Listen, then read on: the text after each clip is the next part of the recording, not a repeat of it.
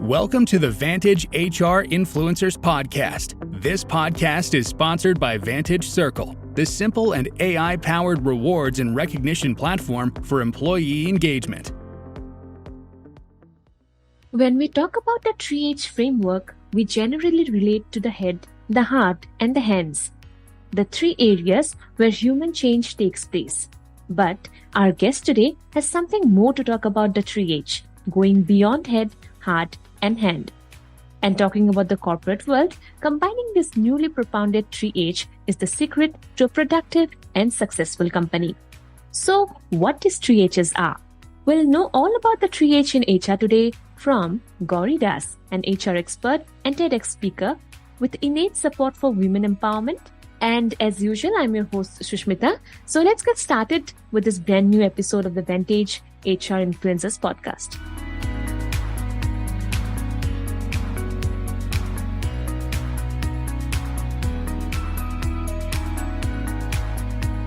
Welcome to the show, Gauri.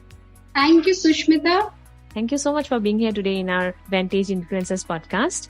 And please tell us something about you now before we start with the topic today. Yeah, thank you so much for inviting me here and creating this platform where people can come and understand multiple aspects of HR. When I was growing up, it was not there. So I was born in UP, brought up in MP, Bihar, and many other places. So I'm in Maharashtra currently, and this is my 7th state.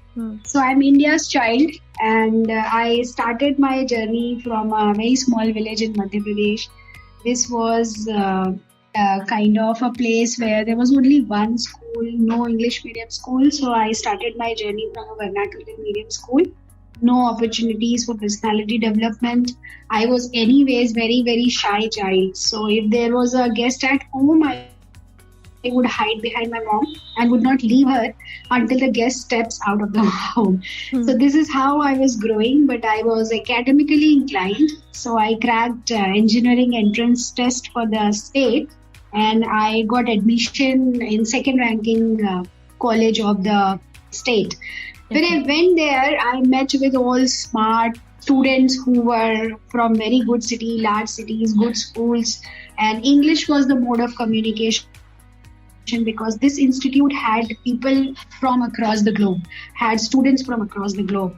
So I was very, very scared and I would not open my mouth there. If teacher asked for roll call, I would just raise my hands. I had no courage to speak. A village girl thinking that everybody is going to get me and I am not good enough and all those things. But finally, my father and my mother's learnings helped me. I completed engineering and then I went for MBA entrance because in third year of engineering, a management professor told me that I can do good in HR.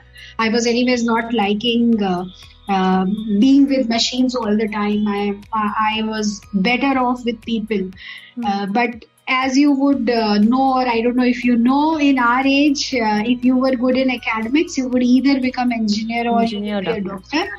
Yeah. So since I was very scared of growing, I chose engineering. So I went for MBA entrance exams, but before I could go to counseling center, I went to Mandap and got married. And life took me to Guwahati. And this was another, like you plan something and life gives you something else. People told me, you're not going to get a job. This was 2005. And Guwahati was not known for creating careers for people or offering good roles to people. So I was told that it would not work out. But then I was determined and finally, after multiple efforts, I got a job. I could start my career from Guwahati. Then life took me to Ahmedabad and here again the situation was not extremely good. There were not many opportunities for an engineer who wanted to do HR. And I restarted my career. There was a short break as well. I restarted my career with an educational institute. I taught MBA, MCA students. And then the time came for arrival of my bundle of joy. and it also coincided with our movement to Mumbai. And after birth of my daughter, I was on second break, and this was close to 2 years. And then I re-entered the workforce, a large city. I was coming from a small place. I have had stayed in 6 states so far, and we had a nuclear family. I have had a long break also, and those were not the days when there were programs like Bringing Back Women, or people were not very appreciative of this idea of appointing women because with a young kid, because they used to think, the productivity would be low. And on top of that, nobody was able to trust me because I had been moving from MP one place to another, to Gujarat to Maharashtra. So after 100 plus applications, 13 plus interview rejections, I got a job with an MNC, which was into baby products. It was an FMCG company. And I got an opportunity to set up their HR department from scratch and also setting up their Navi Mumbai office. This was a great opportunity of learning, creating things, seeing how your actions are getting translated into results. But again, life had some other plans. So they decided to close this office, India operations, in a year's time. And I was again looking for a job. Then I went to a company in BFSI, and this was a very good role. The company was in midst of transition. So they, from being a promoter-driven company for 30 years, they were recently acquired by an Australian MNC. So that M&A piece came into play, and the transition gave me a lot of opportunities to learn. I did well, going by the fact that I got a standing ovation from 300 plus employees on last day of my exit. So that's how it happened. And then I moved to my current company. I started with HR, head of HR. Then I took up admin, and very recently I've taken up head of marketing as well. So that's how the career journey has been. Back to you, Sushmita. Thank you so much, Gauri, for sharing your story. It's really inspiring for all of us. And moving towards the topic today, Gauri, would you like to tell us what is the 3H in the world of HR? Yes, HR is all about that H. You call it human, you call it harmony, you call it head, heart, hand. For me, the 3H are, number one, high-tech experience. Now, look at a consumer today. All of us want a very high-tech experience. We remember, and Sushmita, you would remember being in queue in a bank. And if you had to get your account open, it would take weeks or months. But today, you get your account in open. A minute. Yes. So the high-tech experience that we are getting as a consumer is changing us as an employee as well. Or talk about the online shopping experience, which is very, very prevalent today. I was someone until pandemic hit that if I had to buy, even in mobile, I would go to shop, have the touch and feel, and then only I would buy. But today, everything, 100%, or I would say 99% things have moved to online. And the experience is extremely good. You order something, it arrives in a day or two. If you want to return it, it's very, very easy. So first H, even for employee, has become high-tech experience, because if as a consumer, I am getting a high-tech experience, which is delightful, and as an employee, you take me back to ages ago where I have to do everything manually, I am not going to be happy or engaged. So this high-tech experience, I would say, for both customers and employees has become first edge. And why I bring in customers here, because our employee is somebody else's customers. It can be our own customer also. And plus, HR needs to look at the trend, what's happening in market with customers, because the way customers change, business change. And when we have to change the business, it happens with employees. So understanding what's happening with external customer is very important for HR. So that is H, first H. Second H is, which is high-tech experience. Second H is harmony. So if our heart and mind are not in sync or in harmony, there will be cognitive dissonance. That's what I learned in psychology as a psychology student. So likewise, when team members and team leader are not in harmony, there will be resignations. So that's where the next thing is harmony. Now, how do you bring this harmony? I think engaging with employees, understanding their concerns, supporting them in whatever ways possible is very important. So if I get up in the morning and I think, oh no, I have to go back to work again, then there is something missing. There is no harmony in the system. So creating harmony is both HR and leader's job, manager's job. And there the 3H, again, the subset of 3H comes into picture, which is head, heart and hand. Now, what is head here? So when we talk about creating that vision, or when we talk about giving employees a purpose, we are talking about that head piece of it. When head understands that there is a vision out there, then it goes to heart. So do we have that emotional connect is the second piece of this 3H subset. And once we have that connect in terms of purpose, in terms of emotions, then the hands are there to get things executed. So having that connect between all three, head, heart and hand, is extremely important if we want to achieve the second H, which is harmony. So harmony is achieved through employee engagement, employee experience, giving them purpose, connecting with them heart to heart, and finally getting things executed in best possible way. Actually, if you have the 2H with you, the subset 2H with you, the head and heart piece of it, you don't have to do anything about hand, because employees would be more than eager to get things done. Right? So this is second H, which is harmony within the team. And within the three subset of H, which is head, heart and hand. Now the third H is holistic wellness, which was not taken into consideration earlier. But today, holistic wellness is playing a very important role. I think mostly after the pandemic, these factors are coming up. Absolutely. Yeah. Absolutely. Very rightly said. And as Sushmita, if you remember, institutes or organizations would be very proud having a lunchroom in the office, a dietitian, food according to diet chart and all of this. But when pandemic hit, correct. When pandemic hit, none of this was of any use because nobody was going to office. Then people used to take pride in working overtime all the time, and sleep was going for a toss. So though we were concerned about the gyms and the diet that we were offering to employees, but we were not focusing on sleep. And now we know that sleep is also extremely important.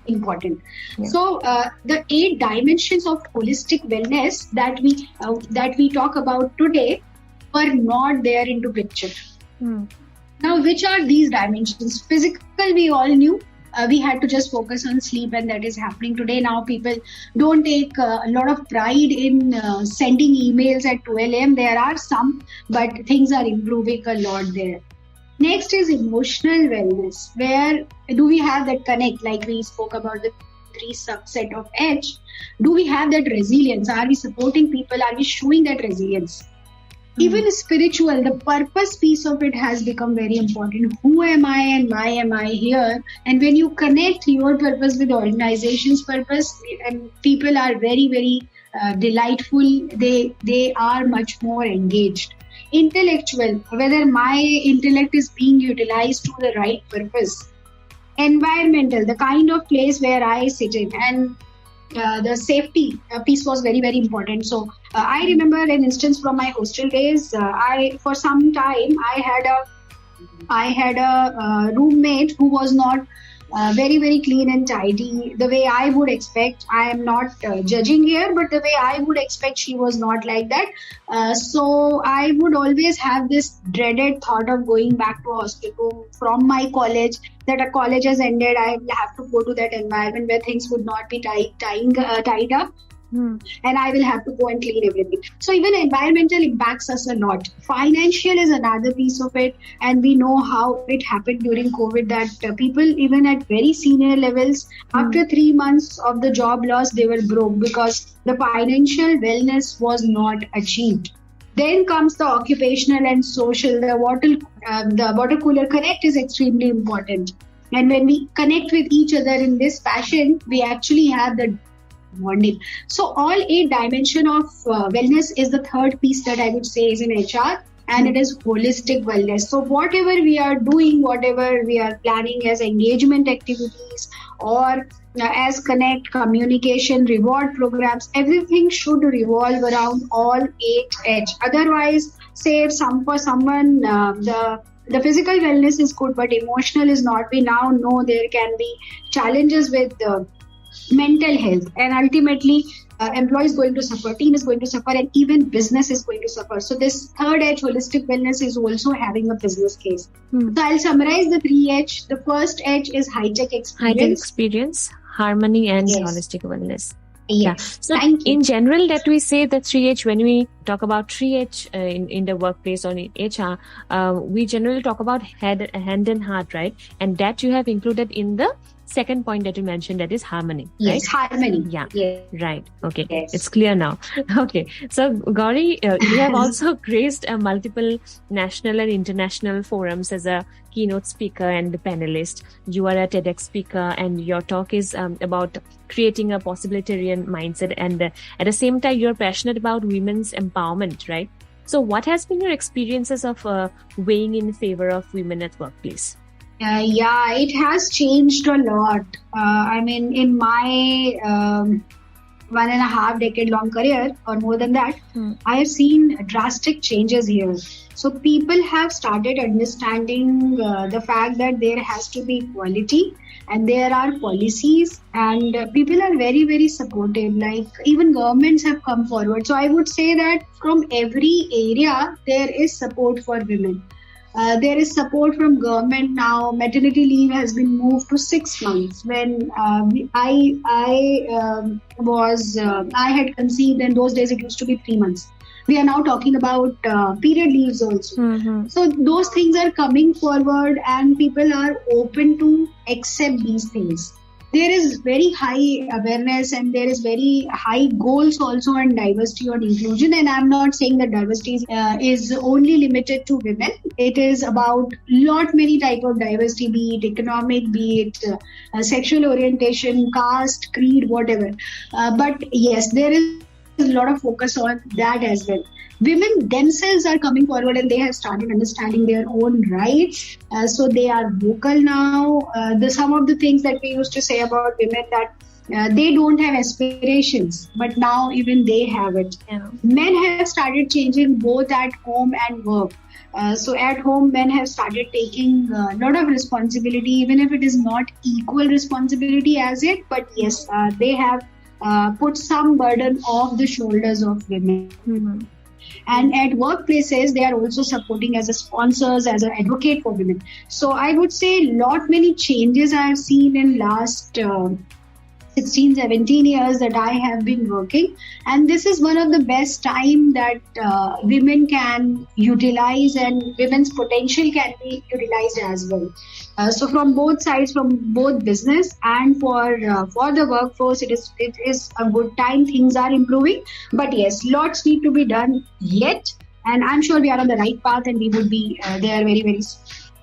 Okay, so if I ask you, Gauri, to define success at work, what would be that? And it would be great if you can share how we can keep evolving at workplace continuously.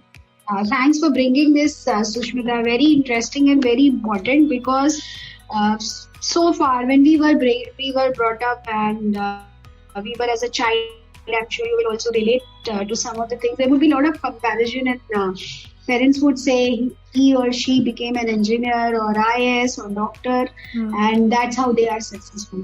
But today we know there is no one definition for work-life balance.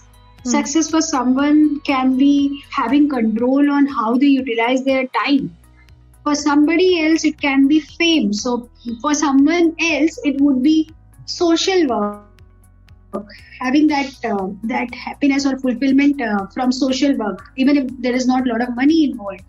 For someone else, it can be money. So we now know that the definition of success has changed, and people have started recognizing that one parameter is not going to work for success or happiness for that matter. And that's where even at the workplaces, when we are designing policies, so jokingly we are now saying in HR fraternity that there will be one employee handbook for each employee, because you need to make it very, very personalized. And the reason is the definition of success, the definition of happiness is very, very personalized for people today. Yeah. So I would say go within, try to find out how does success looks like for you. Definitely the minimum sustenance is important for everyone. As we know from Maslow's hierarchy, the basic needs are to be met. But beyond that, how does fulfillment look to you? How does success look to you? May be totally different from how does success look to me.